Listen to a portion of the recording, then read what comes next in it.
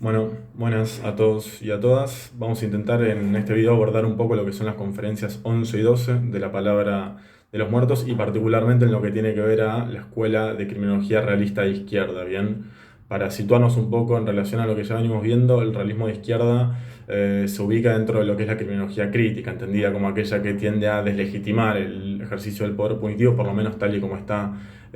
concebido. Una distinción que hay que hacer dentro de la criminología crítica es aquella entre los críticos liberales, que son los que entienden que el objeto de estudio debe limitarse a una modificación en el sistema penal, y por otro lado los críticos radicales, que creen que sin una reforma y una reestructuración de carácter general y social más profunda y a largo plazo no va a ser posible llevar a cabo modificaciones en el ámbito penal propiamente dicho. En el primer grupo podemos ubicar al labeling o al interaccionismo simbólico. En el segundo son corrientes más relacionadas, por ejemplo, con la criminología marxista. Lo que va a decir Zaffaroni de todos modos es que esta discusión quedó un poco perimida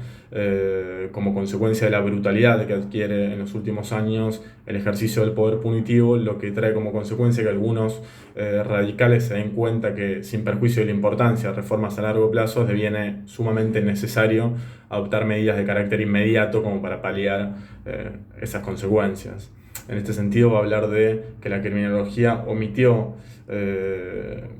tomar como objeto de estudio el daño social y que a partir de la década del 60 y el 70 lo incorporó como su objeto de estudio preferido, y por lo tanto podemos hablar de una criminología del daño social que, según en qué daño social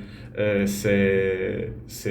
centre, diferentes van a ser los caminos que vamos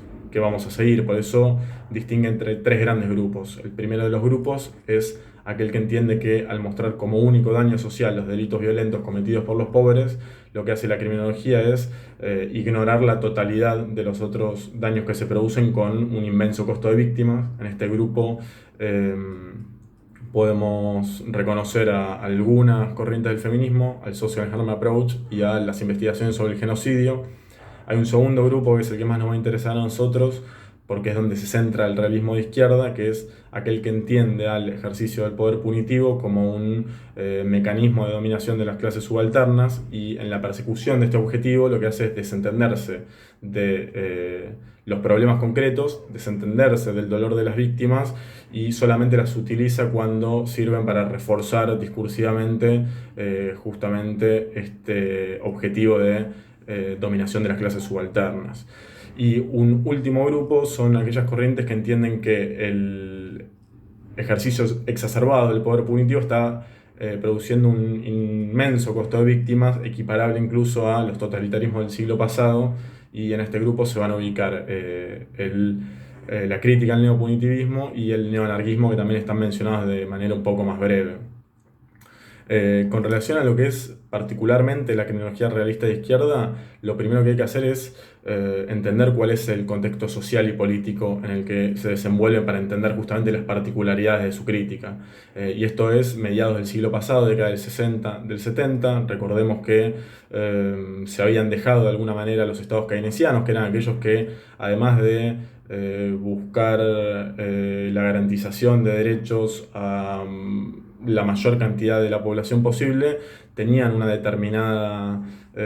visión del tratamiento penal, en cuanto los delincuentes o los infractores eran vistos como alguien que había que reincorporar a la sociedad, o incluso incorporar porque nunca habían formado parte de ella. Como contraposición a eso, y a partir de los gobiernos de Reagan, de Thatcher, y en nuestro margen con las dictaduras del Cono Sur, se implantan gobiernos con una cosmovisión particular en el plano político y económico, pero que también se traduce en un tratamiento particular de la cuestión penal, que es ver al infractor como un enemigo, como alguien al que hay que combatir y al que vale cualquier tratamiento. Bien, esta distinción entre ellos y nosotros se levanta mediante una barrera, va a decir la criminología realista, que es el pánico moral, que implica una constante reproducción de noticias rojas tendiente justamente a reforzar esta distancia que se plantea entre ellos, los ciudadanos, entre ellos los enemigos y nosotros, que somos los ciudadanos. Bien. Zaffaroni lo que va a decir es que la criminología realista sorprende a sus colegas en este contexto de brutalidad del poder punitivo, diciendo que el delito el delito contra la propiedad o el delito violento era un problema grave y que había que abordarlo de manera inmediata, ¿bien? ¿Y por qué sorprende a sus colegas? Bueno, nosotros vimos que por parte de la izquierda radical, si se quiere, por ejemplo, Richard Kinney planteaba una suerte de visión romántica del delincuente, el cual se sublevaba contra el modelo imperante capitalista y contra sus injusticias a partir del delito, ¿bien? O sea, el delito era visto como un mecanismo de rebelión, un mecanismo casi revolucionario por parte de Kinney para derribar el sistema imperante capitalista. Este es el primer mito, si se quiere, que va a venir a contraponer el realismo de izquierda diciendo que esto es una falacia. ¿Y por qué? Porque, bueno, a partir de un análisis que hacen de estadísticas en materia delictiva, lo que se dan cuenta es que justamente la mayoría de los delitos violentos son perpetrados contra aquellas clases que se ubican en los estratos inferiores en la conformación social. Bien, entonces lo que se preguntan es cómo puede ser un mecanismo revolucionario de rebelión contra el sistema imperante un hecho que tiende a perjudicar a las clases que ya se encuentran en una posición de vulnerabilidad per se. Bien, lo que van a plantear entonces es que no solo que no implica un mecanismo revolucionario el delito, sino que además tiende a acentuar algunos valores que bajan o que emanan del sistema imperante capitalista, como son el individualismo, el materialismo, la violencia e incluso el machismo. Bien, este va a ser justamente el punto de partida del realismo de izquierda, entender que el delito es un problema y que merece un tratamiento en serio. Ellos hablan de abordar de manera realista la cuestión del delito y de ahí viene la caracterización de criminología realista de izquierda. Una cuestión importante antes de seguir es que la teorización que llevan a cabo los criminólogos realistas de izquierda va indefectiblemente orientada a la puesta en práctica de políticas públicas. Ellos entienden que no sirve la teorización solamente en el ámbito académico, sino que justamente piensan alternativas y desarrollan conceptos para ponerlos en práctica a partir justamente de políticas públicas que tiendan a paliar las consecuencias del ejercicio desmesurado del poder punitivo. Para ello, lo primero que van a plantear es un análisis complejo del delito. Recordemos que justamente esta izquierda radical ponía el foco únicamente en el Estado y en las desigualdades e injusticias que emanaban del sistema capitalista y que legitimaba el propio Estado. Y al contrario de ello tenemos a corrientes más relacionadas con la derecha y el positivismo que ponían el foco únicamente en el delincuente que estaba determinado a delinquir por cuestiones de deficiencia en su socialización o cuestiones de carácter patológico, biológica, ¿sí? El realismo de izquierda se va a desentender de estas dos corrientes, ubicándose en el medio, no porque estén identificados con una posición de centro en términos políticos, porque ellos lo que son realistas de izquierda, bien entienden las desigualdades del sistema de producción capitalista, plantean reformas a largo plazo, pero justamente se diferencian de los realistas de izquierda entendiendo la necesidad de adoptar políticas a corto plazo, incluso a partir del Estado. Bien, en esta concepción compleja que tienen del delito, ellos plantean una especie de cuadrado del delito compuesto por dos binomios, la víctima y el delincuente, o el infractor, mejor dicho, y el control formal y el informal. Entonces, cualquiera de las variantes en estos cuatro vértices del cuadrado van a poder explicar,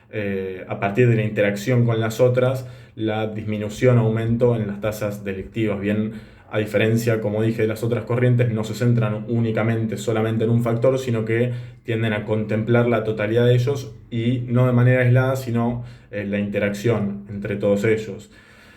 Un concepto fundamental, quizá el más importante de todos en la concepción realista de izquierda, es justamente el de privación relativa. Recordemos que para la izquierda radical el delito se explicaba por la privación absoluta, es decir, la privación por parte de la sociedad de medios económicos o bienes materiales, lo que los llevaban a delinquir. ¿Cuál es la falencia de esto? Dice el realismo de izquierda, que no explica, por ejemplo, los delitos de cuello blanco, que son perpetradas por agentes o personas que pertenecen a los estratos más altos de la sociedad. A partir de la privación relativa, lo que ellos explican es que el delito tiene su explicación en parte por la creciente desigualdad de oportunidades y el nivel de vida sumado a las expectativas, ¿bien? Entonces ya el infractor no va a estar determinado por la privación absoluta de bienes materiales, sino por las expectativas y los medios que tenga para cumplir esas expectativas, signado también por valores de materialismo, individualismo que emanan justamente del propio sistema capitalista. También se diferencian de la corriente de izquierda radical, que entiende que el Estado es un mero aparato de legitimación del statu quo,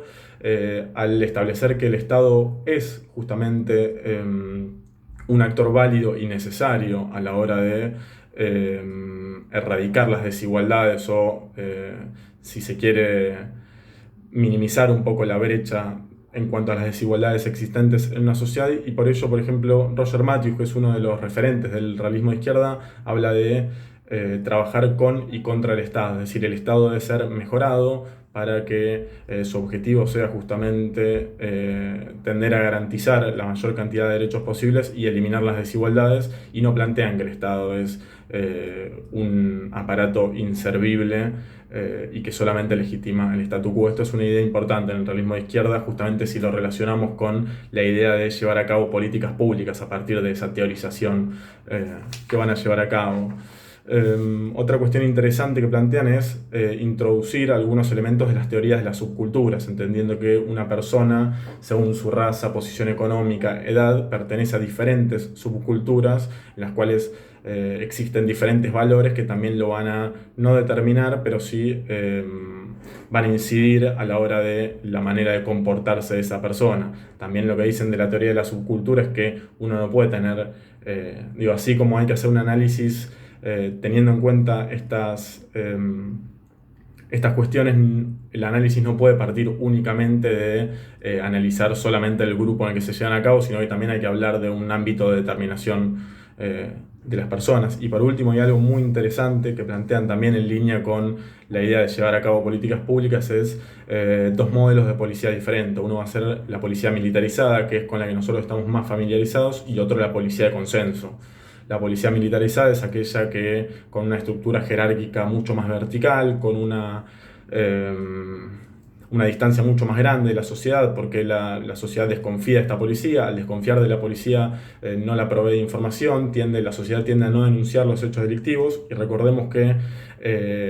nosotros hablamos de un cuadrado del delito en donde la interacción de los 4 factores determinaba los índices delictivos. Entonces, si las personas, las víctimas del delito, no tienen una buena relación con la policía, no denuncian los delitos y no proveen de información a la policía, esto se va a traducir en una mayor cantidad de delitos que no puedan resolverse, si se quieren. Y en ese sentido plantean como contraposición a ella una policía de consenso, que es una policía más horizontal, con una policía de cercanía, con una relación mucho más cordial con la sociedad, que justamente lo que va a hacer es que la sociedad interactúe con la policía, tendiendo a, si se quiere, abordar de una manera un poco más interesante o efectiva la cuestión delictiva, ¿bien? Entonces, lo que a mí me interesa de que se entienda el realismo de izquierda es, primero, dónde está posicionado, es decir, critica tanto a la izquierda radical como a la derecha positivista, reconoce las injusticias del sistema imperante capitalista, pero a la vez también entiende necesario la adopción de políticas públicas, y no considera que el delito sea ni el mayor problema mundial, pero tampoco pretende descuidarlo, porque sí entiende que tiende a acentuar la situación de vulnerabilidad en la que se encuentran las personas que pertenecen a los estratos justamente más bajos, ¿bien? Así que, bueno, cualquier cosa, yo voy a estar pasando unos abstracts que tengo acá sobre el realismo de izquierda para que profundicen un poco más al que le interesa, y cualquier duda pueden contactarme.